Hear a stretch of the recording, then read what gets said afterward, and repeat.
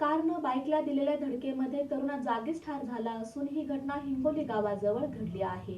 सोलापूर मंगळवेढा रोडवर हिंगोली गावाजवळील पेट्रोल पंपाजवळ एका कारनं पाठीमागून मोटरसायकलीला जोरात धडक दिल्यानं झालेल्या भीषण अपघातात मोटरसायकलीवरील तरुण जागीच ठार झाला, तर दुसरा गंभीर जखमी झाला आहे।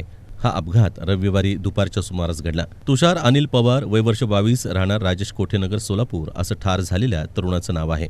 अपघात इतका भीषण होता की कारनं मोटरसायकल MH13EQ 0566 ला पाठीमागून जोराची धडक दिल्यानं ती रस्त्याच्या बाजूला असलेल्या खड्ड्यात उडून पडली।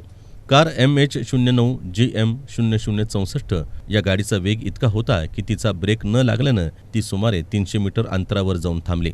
अपघात घडताच या रस्त्यावरून जाणारे भीमा सहकारी साखर कारखान्याचे संचालक तात्यासाहेब नागटिळक हे थांबले।